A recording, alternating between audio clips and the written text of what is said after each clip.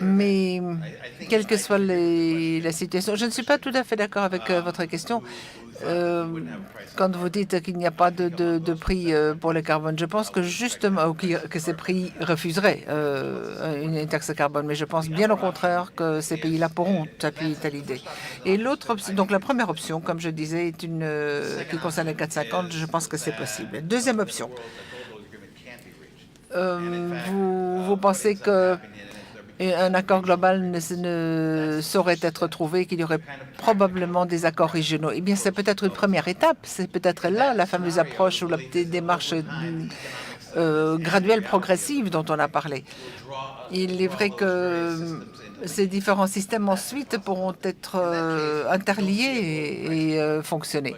Alors, dans ce cas-là, il y aura probablement des prix régionaux pour le carbone, mais ce ne sera pas un prix global. Mais étant donné que c'est également une option, voilà.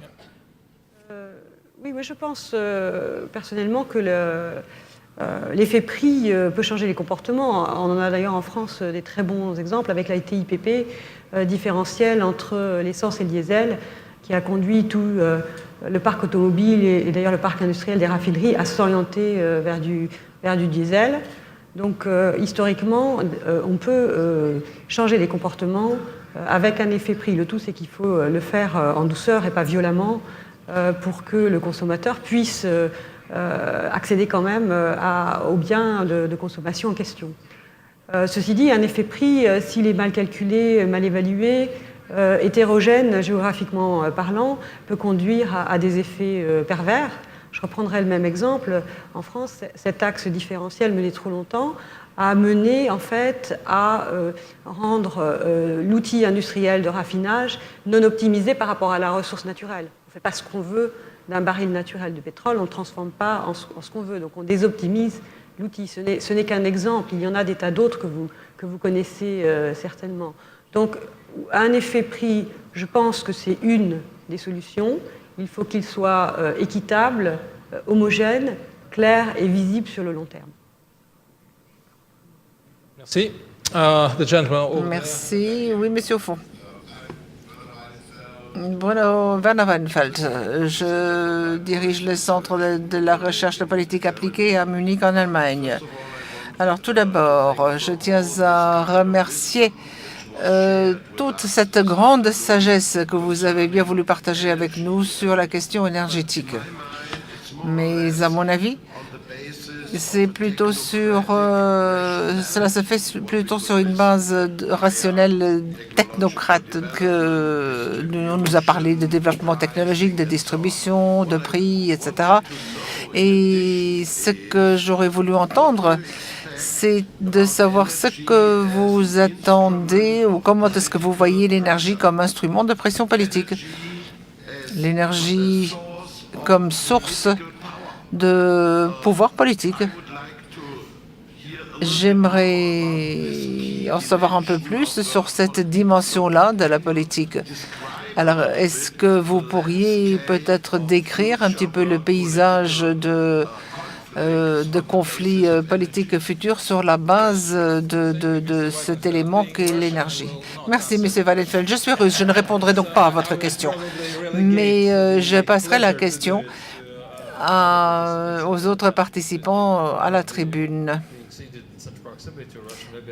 Eh bien, comme je suis très proche de la Russie, je ne devrais peut-être pas répondre non plus. Mais enfin, toujours est-il que sur les marchés énergétiques, il y a plusieurs possibilités. Il faut voir comment les marchés sont organisés, comment ils sont raccordés au réseau. Et ensuite, on voit les vulnérabilités qui sont soit politiques, soit commerciales, soit techniques. Et il y a toute une gamme de possibilités. Les différentes gazoducs, oléoducs en Europe ont déjà 30 ou 40 ans. Il y a des accidents qui se produisent. Et il y a d'autres circonstances qui font que le transport n'est pas garanti.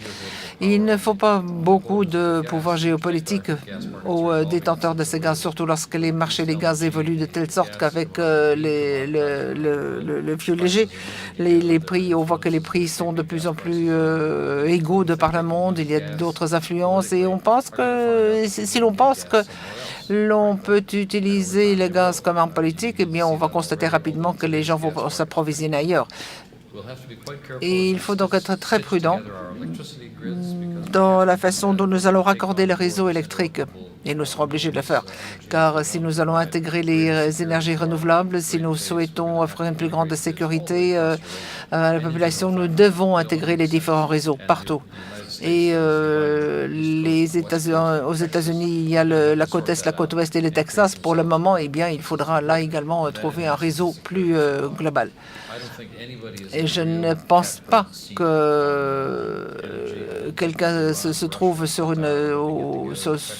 devant le bouton de l'énergie. Je ne pense pas que l'Iran et la Russie établissent un cartel. Ce n'est pas dans leur intérêt. Donc, je pense que nous serons à même de maîtriser ces situations et ces crises et les pays qui pensent pouvoir utiliser l'énergie comme arme.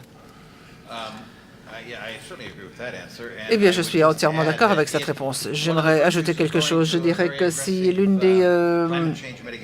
si nous voulons mettre en place une politique pour atteindre l'objectif des 450, eh bien, l'avenir sera toujours basé sur les carburants fossiles. Il y a toujours beaucoup de carbone, mais il y aura davantage d'énergie renouvelable et ce sera donc un système d'approvisionnement plus diversifié, par conséquent plus sûr. Ensuite, en termes d'efficacité également, comme je disais tout à l'heure, c'est un meilleur niveau puisque l'énergie va contribuer moins au PNB. Par conséquent, il y a moins de vulnérabilité ou de susceptibilité. Si vous avez peur de certains troubles ou interruptions, ce seront les répercussions économiques de ces activités, mais le rôle du secteur énergétique à ce moment-là sera réduit. Alors, j'ajouterai encore quelque chose. Une chose seulement. En Russie, cette discussion est très, très animée, puisque quand vous dites pression politique, c'est toujours à double sens. Certes, d'aucuns disent que la Russie dépend davantage sur le marché européen, donc l'Europe exerce une certaine pression, par exemple, pour accélérer la production. Alors, on se dit, pourquoi ne pas se tourner vers la Chine? Alors, les autres disent, ah non, à ce moment-là, nous allons dépendre de la Chine, et la Chine va certainement utiliser cet argument. Je dois donc dire que cette crainte de la pression qui n'émane pas seulement des pays producteurs de gaz, mais cela pense également pour subir une pression de la part du consommateur. Voilà. Une autre intervention? Oui, pardon. Nous parlons donc ici de pression bilatérale, mais à l'intérieur d'un même pays, l'énergie, la politique est un problème important pour les pays en développement. Un grand nombre de gouvernements et de partis politiques vont organiser des élections en proposant justement une énergie très abordable, voire une énergie gratuite. Et ensuite, c'est une question qui pèse sur le budget de l'État. Et